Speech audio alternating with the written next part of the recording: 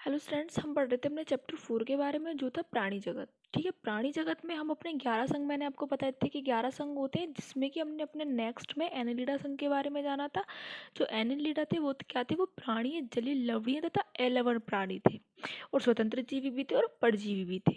और उनके बारे में हम जाना कि उनमें अंगतंत्र जो होते हैं वो विकसित पाए जाते हैं पूर्ण रूप से, यानी कि उनमें मुख भी पाया जा रहा था, उनमें उदर भी पाई जा रही थी, उनमें गुहा भी पाई जा रही थी, उनमें सब कुछ पाया जाता, उनमें हर्ट भी पाया जा रहा था, उनमें सब पाए जा रहे थे। उसके बाद आता है हमारा नेक्स्ट संघ, संघ आर्थ्रोपोडा। ये संघ आपके बहुत ही ज़्यादा छोटे हैं, लेकिन आपके बहुत ज़्यादा इंपॉर्टेंट है। बहुत छोटे छोटे संघ है, यानी कि जो मेन पॉइंट है वही मैंने आपके क्लियर कराने की कोशिश की है।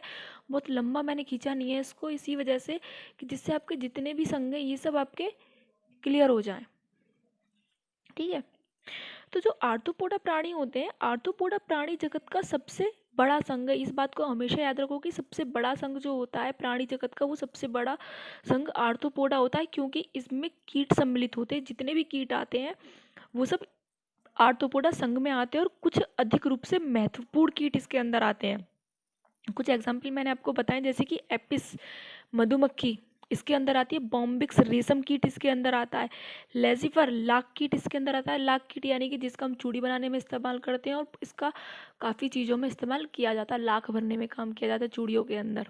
तो सोना होता है उसके अंदर लाख भरने के लिए काम किया जाता है, जिससे कि वो टूटे ना। यानी कि सोना जो होता है आपको बहुत मुलायम होता है, बहुत पिघला हुआ होता है, तो उसके अंदर जो सुनार होते हैं वो लाख भरते हैं, जिससे कि वो उसको एक मजबूती मिल जाए, वो मुड़े ना।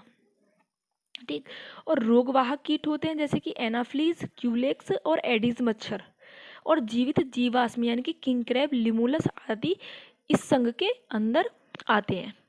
तो अब जानते हैं इस संघ के मुख्य लक्षण, कि इस संघ के जो जीव होते हैं उनके मुख्य लक्षण क्या हैं। तो ये जो इसके जो मुख्य लक्षण है इस प्रकार के जीवों में, ये क्या होते हैं कि वायु, जल और थल के निवासी होते हैं। यानी कि कीट है तो जल, आसमान में उड़ेंगे भी, ये जल में भी रहते हैं और ये थल में भी रहते हैं। इनमें भी कुछ परजीवी होते हैं। ठीक, इनमें जो अंग तंत्र का शरीर संगठन पाया जाता है, इनमें जो शरीर संगठन पाया जाता है वो अंग तंत्र प्रकार का पाया जाता है, और ये द्विपार्श्व सम्मित होते हैं। द्विपार्श्व सम्मित, त्रिकोणिक, विखंडित तथा प्रगुह्य प्राणी होते हैं। ये भी इसके अंदर जो प्राणी आते हैं वो अंग तंत्र का शरीर संगठन पाया जाता है, यानी कि जितने भी अंग होंगे वो विभाजित होंगे उनके, क्योंकि एनेलिडा संघ से अंग तंत्र विकसित होना शुरू हो गया था। तो इनमें भी अंग तंत्र का संगठन पाया जाता है, और ये द्विपार्श्व सम्मित, त्रिकोणिक, विखंडित तथा प्रगुह्य प्राणी है। इनका जो शरीर होता है वो सिर, वक्ष तथा उदर, एब्डोमेन में विभाजित रहता है। यानी कि इनके अंदर सर भी पाया जाएगा, वक्ष भी पाया जाएगा, और उदर, तीनों ही चीजें पाई जाएंगी इनके अंदर। इनके जो शरीर होता है, शरीर के खंडों से प्राय संगीत उपांग, जॉइंटेड अपेंडेजेस के जोड़े लगे रहते हैं।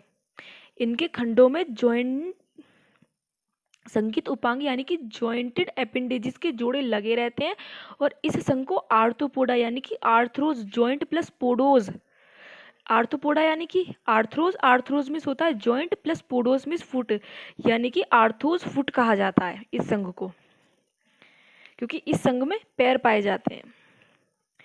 जो देह गुहा होती है वो एक रुधिर गुहा है इसमें, और जो रुधिर वाहिनियां होती हैं उनके मिलने से बनती है देह गुहा। एक रुधिर गुहा है, जो रुधिर वाहिनियां जो होती हैं, एनेलिडा में रुधिर वाहिनियां नहीं पाई जा रही थी, किसी कुछ में पाई जा रही थी, कुछ में नहीं पाई जा रही थी, क्योंकि उनमें खुला परिसंचरण तंत्र और बंद परिसंचरण तंत्र दोनों प्रकार का पाया जा रहा था।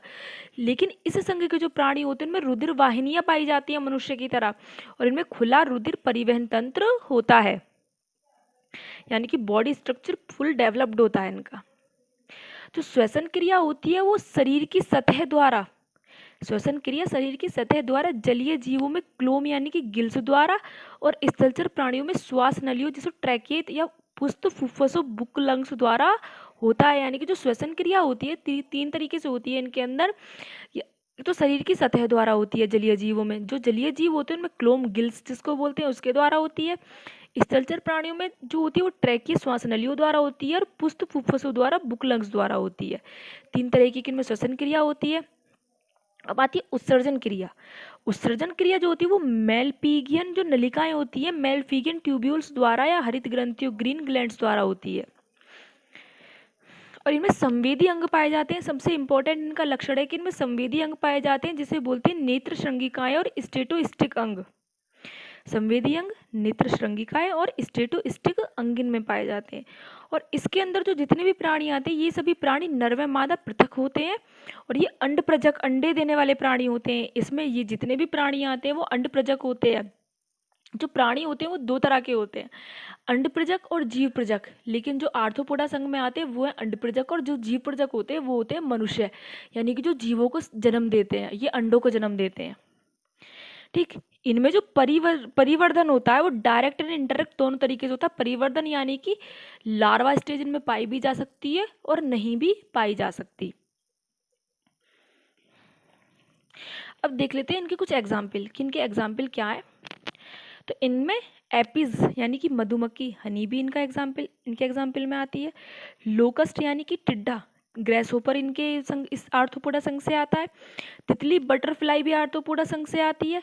झींगा जिसको प्रॉन बोलते हैं, जो खाया भी जाता है, वो भी आर्थ्रोपोडा संघ से आता है। और बिच्छू, स्कॉर्पियन, जो ये भी आर्थ्रोपोडा संघ से ही आता है। ये संघ जो आया है आपका, ये बहुत ज़्यादा इंपॉर्टेंट है और एग्जाम में बहुत बार पूछा जाता है कि आर्थ्रोपोडा संघ के बारे में बताए, इसके एग्जाम्पल बताए कि इसमें कौन सा जीव, किस इसमें जो ये जीव इसके जो सॉरी इस संघ में कौन कौन से जीव आते हैं। तो आप बता सकते हैं कि इसमें मधुमक्खी आती है, लोकस्ट आता है, जिसको टिड्डा बोलते हैं, तितली आती है, झींगा आता है, बिच्छू आता है, इनमें मच्छर आते हैं, एडीज और एनाफ्लीज, जीवित जीवाश्म इनके अंदर आते हैं।